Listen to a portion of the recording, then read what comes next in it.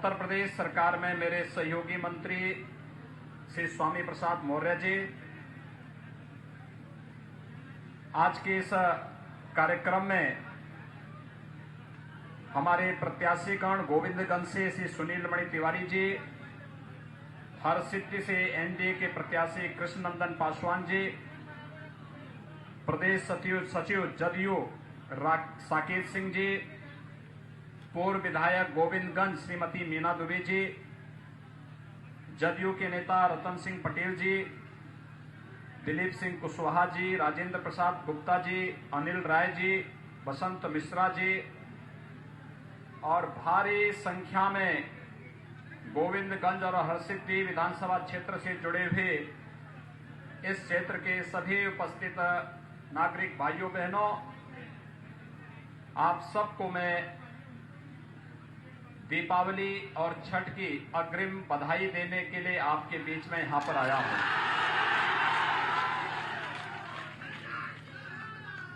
भाइयों बहनों, मैं लोकसभा चुनाव में भी आपके साथ पास आया था और तब भी मैंने आपसे कहा था कि यद्यपि राधा मोहन सिंह जी को आप लोगों ने 6 बार देश की सर्वोच्च सदन में भेजने का काम किया है और एक सामान्य कार्यकर्ता से लेकर के भारत सरकार के मंत्री के रूप में उन्होंने जीवन की शुचिता, पारदर्शिता और जनता के बीच में रह करके सेवा का आदर्श कैसे प्रस्तुत किया जा सकता है, जाति मत मजहब की राजनीति से ऊपर उठ करके गांव के लिए, किसान के लिए, नौजवान के लिए विकास के कार्यों के माध्यम से उनकी पहचान दिलाने के लिए क्या कार्य किया जा सकता है, सचमुच उसके एक आदर्श प्रतिमूर्ति के रूप में आपके लोकप्रिय सांसद माननीय राधा मोहन सिंह जी हैं। मैं उनका हृदय से अभिनंदन करता हूं, उनका स्वागत करता हूं। भाइयों बहनों, आदरणीय प्रधानमंत्री मोदी जी के नेतृत्व में भारत सरकार के कृषि और किसान कल्याण मंत्री के रूप में जो उल्लेखनीय कार्य उन्होंने किया, वास्तव में आजादी के बाद का वह सबसे उल्लेखनीय अवसर रहा है किसानों के जीवन का। हर जनपद में कृषि विज्ञान केंद्र की स्थापना, कृषि विश्वविद्यालयों का विस्तार, फसल बीमा ऋण योजना, प्रधानमंत्री कृषि सिंचाई की योजना और भाइयों बहनों, हर किसान को 2000 रुपये यानी सालाना 6000 रुपये देने की व्यवस्था जिस मजबूती के साथ करके किसानों के जीवन में व्यापक परिवर्तन लाने का कार्य उन्होंने किया, इसके कारण देश के अंदर किसानों की जो आत्महत्या की दर कांग्रेस शासन में सर्वाधिक थी, आज वो पूरी तरह समाप्त हुआ है। देश का अन्नदाता किसान खुशहाल हुआ है। मैं इसके लिए प्रधानमंत्री मोदी जी और आपके लोकप्रिय नेता राधा मोहन सिंह जी का हृदय से अभिनंदन करता हूं, जिन्होंने किसानों के कल्याण के लिए अपना पूरा जीवन समर्पित किया। भाइयों बहनों, ये चंपारण की धरती है, ये हमारे लिए बहुत महत्वपूर्ण धरती है। राष्ट्रपिता महात्मा गांधी ने यहीं से सत्याग्रह को आगे बढ़ाने का कार्य किया था। यहां के किसानों का शोषण अंग्रेजों के समय से जो चला आ रहा था, कांग्रेस और राजद के समय में वो शोषण का सिलसिला चलता रहा और जब प्रधानमंत्री के रूप में मोदी जी, राज्य में मुख्यमंत्री के रूप में नीतीश कुमार जी और कृषि मंत्री के रूप में राधा मोहन सिंह जी आए, तो किसानों ने एक नई आजादी का एहसास किया। प्रधानमंत्री किसान सम्मान निधि हमारे किसान भाइयों के लिए इसी का एक उपहार है और मैं इसके लिए वास्तव में अपने अन्नदाता किसानों का अभिनंदन करता हूं, जिन्होंने देश के अंदर आंदोलन की दिशा बदली थी सत्याग्रह के नाम पर, और सत्याग्रह के नाम पर शांतिपूर्ण तरीके से आंदोलन करके भी अपनी मांगों को मनाया जा सकता है। यह यहाँ के किसानों ने बापू के नेतृत्व में करके दिखाया था। और भाइयों बहनों, आज देश के अंदर आपके यहां से चलाए आंदोलन एक मिसाल बनी हुई है। हम लोग वर्तमान में वैश्विक महामारी कोरोना से जूझ रहे हैं। पूरी दुनिया, पूरा देश, भारत के अंदर प्रधानमंत्री मोदी जी के नेतृत्व में अद्भुत कार्य हुआ। किसान को बचाने के लिए, नौजवान को बचाने के लिए, देश के 135 करोड़ जनता को बचाने के लिए जो कार्य हुआ है वह उल्लेखनीय कार्य दुनिया भी आज स्वीकार कर रही है। लेकिन कोरोना का संकट टला नहीं है, कम जरूर हुआ है। और इसलिए प्रधानमंत्री मोदी जी ने आप सबसे एक ही बात की अपील की, जब तक दवा या वैक्सीन नहीं आ जाती है तब तक हम एक मंत्र का पालन करेंगे, 2 गज की दूरी और मास्क जरूरी, क्योंकि ये बचाव ही एकमात्र रास्ता है। वर्तमान में ये एकमात्र रास्ता है। और भाइयों बहनों, बीमारी से जितना हम बचाव कर लें वही हमारे लिए सर्वोत्तम उपाय है। और मेरी सबसे पहले अपील होगी, कोरोना के खिलाफ देश की लड़ाई को आगे बढ़ाने के लिए हम लोग पूरी मजबूती के साथ कार्य करें। दूसरा, कोरोना कालखंड में प्रधानमंत्री मोदी जी के नेतृत्व में जिस मजबूती के साथ विकास के कार्यों को आगे बढ़ाने, गरीब कल्याण पैकेज के माध्यम से हर गरीब को अन्न उपलब्ध कराने, जनधन अकाउंट में धनराशि उपलब्ध कराने, किसानों के खाते में धनराशि उपलब्ध कराने, वृद्धजनों को, निराश्रित महिलाओं को, दिव्यांग जनों को धनराशि उपलब्ध कराने का जो कार्य हुआ है वह कार्य भी उल्लेखनीय कार्य था। और भाइयों बहनों, इसकी शुरुआत होती है जब 2014 में प्रधानमंत्री के रूप में मोदी जी देश के अंदर कमान संभालते हैं। इस देश के अंदर चली आ रही जातिवाद की राजनीति, क्षेत्रवाद और भाषावाद की राजनीति से ऊपर उठ करके उन्होंने जाति की दूरी को बदलने का कार्य किया। देश के अंदर राजनीति का आधार जाति, मत और मजहब नहीं होगा। देश के अंदर राजनीति की दूरी का आधार गांव होगा, किसान होगा, नौजवान होगा, महिलाएं होंगी।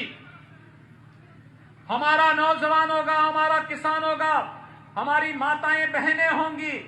हमारा नौजवान की ऊर्जा देश के अंदर लगेगी। आत्मनिर्भर पैकेज की घोषणा इसी आधार पर प्रधानमंत्री मोदी जी ने किया। और भाइयों बहनों, देखते ही देखते 80 करोड़ गरीबों के लिए निःशुल्क खाद्यान्न की व्यवस्था, जनधन अकाउंट धारी प्रत्येक माताओं के खाते में 500 रुपए प्रतिमाह देने की व्यवस्था, हर किसान को प्रधानमंत्री किसान सम्मान निधि के अतिरिक्त 2000 की राशि उपलब्ध कराने की व्यवस्था, ये प्रक्रिया निरंतर चली। और बिहार, चंपारण का क्षेत्र हो, सिवान, गोपालगंज का क्षेत्र हो, ये तो सब उत्तर प्रदेश से जुड़ा हुआ क्षेत्र है। जब लॉकडाउन के दौरान हमारे भाइयों को महाराष्ट्र से, पंजाब से, दिल्ली से वहां पर अपने रोजी रोजगार को छोड़ करके अपने घर वापस आने के लिए मजबूर होना पड़ा था, तो भाइयों बहनों, भले ही महाराष्ट्र और दिल्ली के अंदर रोटी न मिली हो, लेकिन उत्तर प्रदेश के अंदर पूरे सम्मान के साथ हर बिहार वासियों को, हर बंगाल और झारखंड वासियों का सम्मान करने का कार्य हुआ। लोग मुझसे पूछते थे कि आखिर आप इतना क्यों मेहनत करना चाहते हैं, आपकी सरकार इतनी मेहनत क्यों कर रही है। मैंने कहा, देखो, मोदी जी ने कहा कोई भूखा नहीं रहना चाहिए। दूसरा, बिहार का व्यक्ति हमारे लिए परदेसी नहीं, वो तो हमारा आदमी है, क्योंकि मां सीता के मायका का जो व्यक्ति है तो हमारा वो अपना नागरिक है, अपना व्यक्ति है, इसलिए उसको कोई परेशानी नहीं होनी चाहिए। और भाइयों बहनों, आपने देखा होगा उत्तर प्रदेश के अंदर आते ही भोजन का पैकेट मिलना, उत्तर प्रदेश में आते ही उसको रुकने की व्यवस्था होना, उत्तर प्रदेश में आते ही उत्तर प्रदेश परिवहन निगम की बसेस से उनको उनके गंतव्य तक पहुंचाने की व्यवस्था करने का कार्य उत्तर प्रदेश सरकार कर रही थी, इसलिए क्योंकि उत्तर प्रदेश में आप सबके आशीर्वाद से भारतीय जनता पार्टी की सरकार है।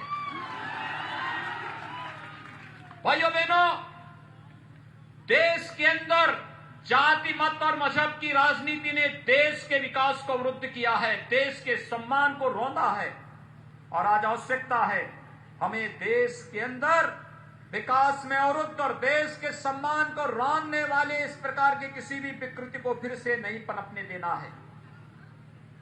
प्रधानमंत्री मोदी जी ने 2019 में दूसरी बार प्रधानमंत्री पद के शपथ लेते ही एक संकल्प लिया और कहा था, पहला 5 वर्ष गरीब कल्याण के लिए, अगले 5 वर्ष देश के उत्थान के लिए। देश के उत्थान के लिए जो कार्य प्रारंभ हुए हैं, आपने देखा होगा, पहले कश्मीर में हमारे जवान आतंकवादियों के कायराना हमलों के साथ शहीद होते थे, लेकिन आज कश्मीर के अंदर हमारा जवान पूरी मजबूती के साथ आतंकवाद को रौंद रहा है और 370 धारा 370 को कश्मीर से समाप्त करके अगर आज गोविंदगंज और हरसिद्धि से जुड़े हुए लोग भी चाहेंगे, चंपारण से जुड़े हुए लोग भी चाहेंगे कि उन्हें कश्मीर में मकान बनाने के लिए जमीन लेनी है, उसके लिए किसी के परमिशन की आवश्यकता नहीं। जैसे आप गोरखपुर में जमीन ले सकते हैं, ऐसे ही श्रीनगर में भी, जम्मू में भी ले सकते थे। लेकिन आपका यह अधिकार कांग्रेस ने छीन लिया था। आपका यह अधिकार कांग्रेस के सहयोगी दलों ने कभी आपको नहीं दिया, लेकिन यह अधिकार प्रधानमंत्री मोदी जी और गृह मंत्री अमित शाह जी ने आपको फिर से दिया है।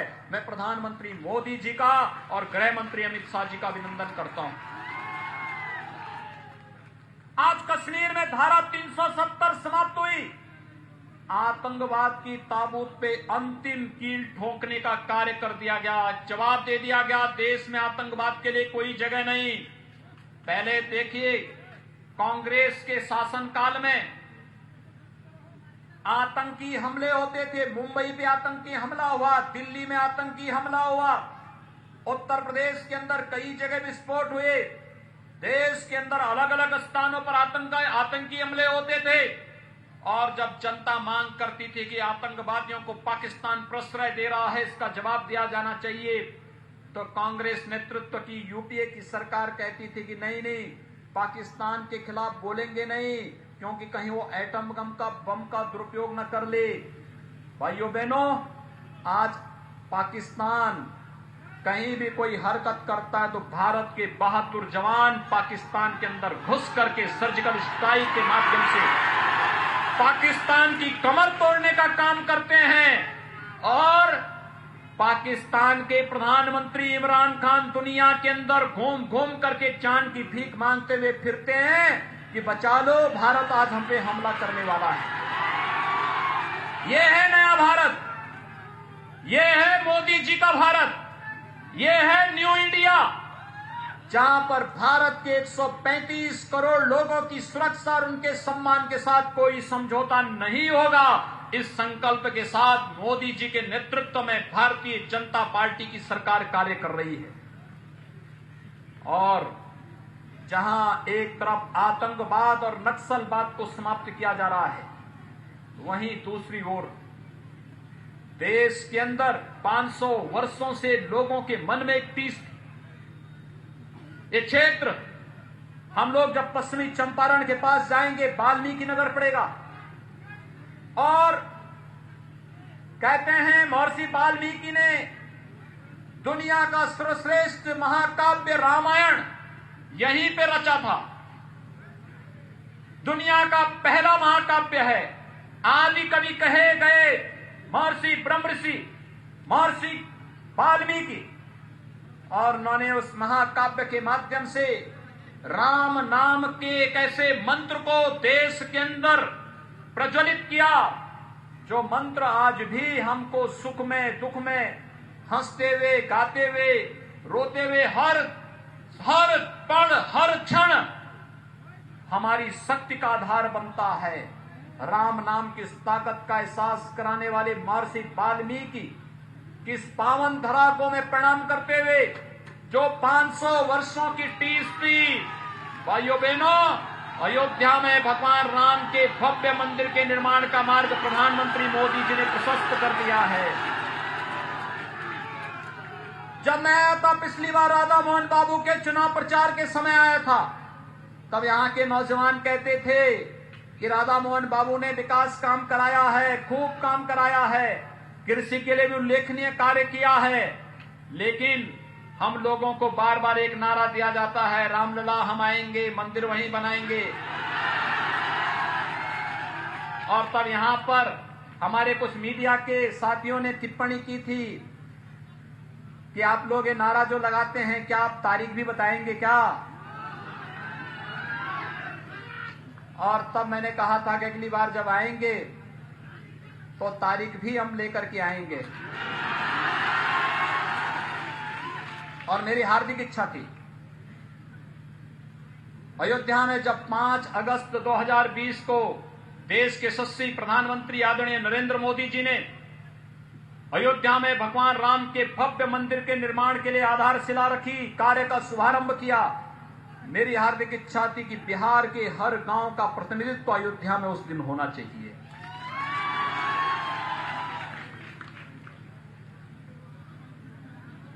लेकिन भाइयों बहनों, चाहते हुए भी वैश्विक महामारी कोरोना से जूझते हुए हम लोगों ने चाहते हुए भी ये कार्य नहीं कर पाए। लेकिन कोरोना से वर्तमान की लड़ाई को लड़ते हुए लोकतंत्र की इस लड़ाई को मजबूती के साथ आगे बढ़ाना है। और मैं आप सबको कहने के लिए आया हूं, भाइयों बहनों, आज बिहार विकास और सुशासन के जिस नए एक मॉडल के साथ नीतीश कुमार जी के नेतृत्व में काम कर रहा है, यही बिहार की पहचान है। याद रखना, 15 वर्ष पहले इस बिहार को अराजकता की भेंट चढ़ा दिया गया था। बिहार के नौजवानों के सामने पहचान का संकट खड़ा कर दिया गया था। जाति के नाम पर, वंशवाद की राजनीति के नाम पर बिहार के नौजवानों के साथ उनकी ऊर्जा और उनकी प्रतिभा को जिस प्रकार से रौंदने का कार्य हुआ था, ये तो स्वप्न में भी फिर से इस प्रकार की दुष्प्रवृत्ति को पनपने देने की आवश्यकता नहीं। ये जो अपराधी माफिया सत्ता में हावी होने का कार्य करते हैं, इनको आगे बढ़ने की इजाजत कतई मत दीजिए, कतई मत दीजिए। याद करिए, जब नीतीश कुमार जी का शासन आया, 3 माफिया और अपराधियों के खिलाफ कार्रवाई हुई। बहुत सारे लोग जेल के अंदर सड़ रहे हैं, जो बाकी बचे हुए हैं ये लोग इंतजार कर रहे होंगे, इनकी भी पारी आएगी, ये लोग भी अंदर जाने का कार्य इनका भी होगा। और उत्तर प्रदेश में तो हम लोगों ने उनकी छाती पे बुलडोजर चलाना शुरू कर दिया। हम लोगों ने कहा कि भाई देखो, किसी गरीब का, किसी किसान का, किसी व्यापारी का अगर किसी ने शोषण किया है और सत्ता का दुरुपयोग करके, शोषण करके इन्होंने वहां पर अवैध निर्माण किसी गरीब की जमीन पर, किसी किसान और किसी व्यापारी की संपत्ति पर कब्जा करके बनाया है, तो 2 काम होने चाहिए। एक, दंगाइयों के कारण कहीं आगजनी होती है तो उसका दुगना हम उससे वसूली करते हैं, उसकी संपत्ति को जब्त करके, और उसके पोस्टर भी लगाते हैं, जगह जगह पोस्टर लगाते हैं कि इस दुराचारी को देखो, ये देश का दुश्मन है, सार्वजनिक संपत्तियों को जलाता है, आज इसकी संपत्ति को हम जब्त करके इसकी भरपाई कर रहे हैं। भाइयों बहनों, आज उत्तर प्रदेश में दंगा नहीं होता, नहीं तो हर दूसरे दिन एक नया दंगा होता था। और दूसरा कार्य हम लोगों ने और वहां पर किया है, इन अपराधियों और माफियाओं की बड़ी बड़ी संपत्तियों को जब्त करने का कार्य किया। अब तक लगभग 1000 करोड़ रुपए से अधिक की संपत्ति हम जब्त कर चुके हैं।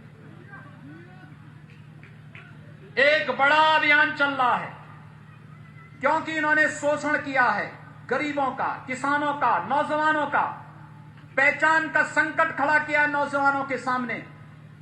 गलत कार्य एक व्यक्ति करता है और पूरा समाज बदनाम होता है। नौजवानों को अपनी पहचान छुपाने के लिए मजबूर होना पड़ता है। इस प्रकार की स्थिति नहीं होने देंगे और इस दिशा से हम लोगों ने तय किया है कि ये राजनीति में अच्छे चरित्र के लोग आने चाहिए, अच्छे लोग आने चाहिए, शुचिता पारदर्शिता के साथ जनता की सेवा करने वाले लोग आने चाहिए। और उस दिशा से भारतीय जनता पार्टी और एनडीए ने यहां पर गोविंदगंज से सुनील मणि तिवारी जी को और हरसिद्धि विधानसभा क्षेत्र से श्री कृष्णनंदन पासवान जी को अपना प्रत्याशी बना करके आपके बीच में भेजा है। भाइयों बहनों, इतनी भारी संख्या में आप सब यहां पर आए हैं और आपका जो उत्साह है ये भी बताता है कि हम लोग अब जाति मत और मजहब से ऊपर उठ करके विकास के पथ पर अग्रसर होकर के, क्योंकि काम तो मोदी जी के नेतृत्व में और नीतीश कुमार जी के नेतृत्व में हो रहे हैं, निरंतर आगे बढ़ेंगे।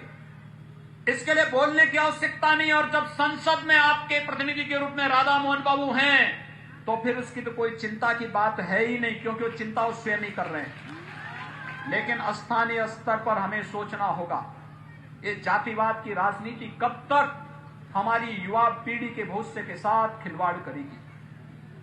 इसको हमेशा के लिए समाप्त करिए।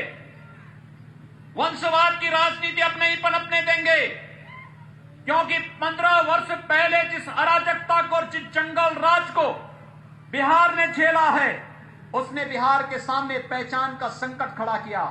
अन्यथा बिहार का नौजवान तो पूरे देश और पूरी दुनिया के अंदर अपनी प्रतिभा और अपनी बहुत अच्छा शार्प ब्रेन के लिए जाना जाता है। जहां कहीं भी बिहार का नौजवान गया, वहां पर उस नौजवान ने अपनी प्रतिभा का लोहा मनाया है। उस नौजवान को अवसर मिलना चाहिए। उस नौजवान को वंचित किया है। उसकी प्रतिभा को रौंदने का कार्य 15 वर्ष पहले जिन लोगों ने किया, आज वे रोजगार का एक नया लॉलीपॉप लेकर के आपके बीच फिर आ गए। याद करिए, इनके समय में भी प्रधानमंत्री आवास बन सकते थे, इन्होंने नहीं बनाया। इनके समय में भी गरीबों को विद्युत के निःशुल्क कनेक्शन मिल सकते थे, इन्होंने नहीं दिया। इनके समय में भी रसोई गैस के निःशुल्क कनेक्शन मिल सकते थे, इन्होंने नहीं दिया।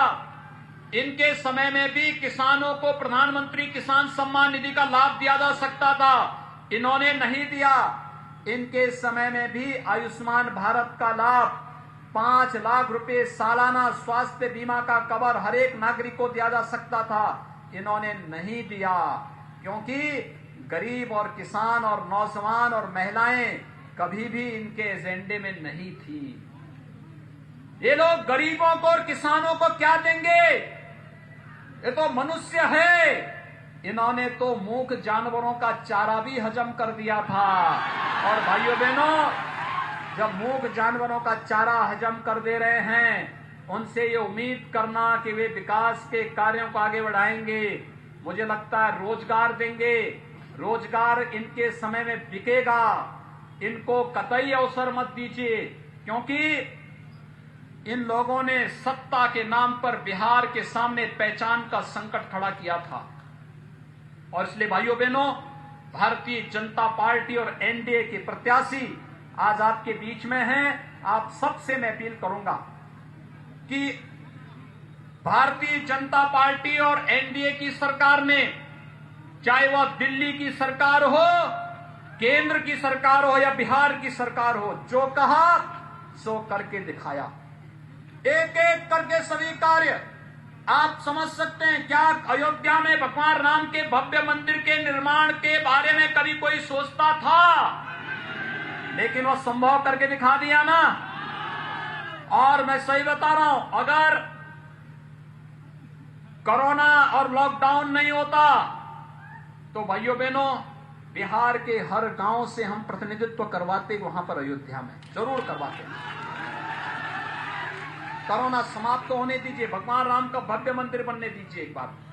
और मैं चाहूंगा तब जाकर के बिहार के हर गांव से फिर लोगों को अयोध्या आना चाहिए भगवान राम के भव्य मंदिर के निर्माण के लिए। दर्शन करने के लिए आना चाहिए। माँ सीता के भी दर्शन करिए, भगवान राम के भी दर्शन करिए, सरयू में स्नान करिए और राम नाम कीर्तन के माध्यम से जीवन की नैया को और तेजी के साथ आगे बढ़ाते जाइए। ये कार्य निरंतर आगे बढ़ता रहेगा और यही कार्य करने के लिए आज एक बार फिर से हम आपके बीच आए हैं। आप सबका मैं आह्वान करने के लिए आया हूं। भारतीय जनता पार्टी और हमारे एनडीए के जितने भी प्रत्याशी इस जनपद के अंदर हैं, इन्हें कमल चुनाव चिन्ह पर या फिर जदयू का तीर और भी हमारे जो भी एनडीए के प्रत्याशी हैं, उन प्रत्याशियों को विजयी बनाने के लिए इतनी बड़ी संख्या में आप लोग यहां पर हैं। आपके पास स्मार्टफोन है, हर नौजवान के पास स्मार्टफोन है। स्मार्टफोन का इस्तेमाल करके अपने नातेदार, अपने रिश्तेदार, अपने मित्र, अपने शुभचिंतक सबके साथ बातचीत करके, एसएमएस करके उनको बताने की आवश्यकता है। ये विकास और सुशासन की लड़ाई है और इस लड़ाई में तमाम लोग तमाम प्रकार के नारों के साथ आने का प्रयास करेंगे। इसलिए आप सभी से मेरी अपील कि हम विकास और सुशासन का पक्ष लेकर के नीतीश कुमार जी के नेतृत्व में एनडीए की सरकार फिर से बिहार के अंदर बनाने के लिए पूरी मजबूती के साथ कार्य करें। यही अपील करते हुए भारतीय जनता पार्टी और जदयू के प्रत्याशी श्री सुनील मणि तिवारी जी को, श्री कृष्णनंदन पासवान जी को भारी मतों से विजयी बनाने की अपील करते हुए वाणी को देता हूं विराम। जय जय श्री राम, जय जय श्री राम, जय जय।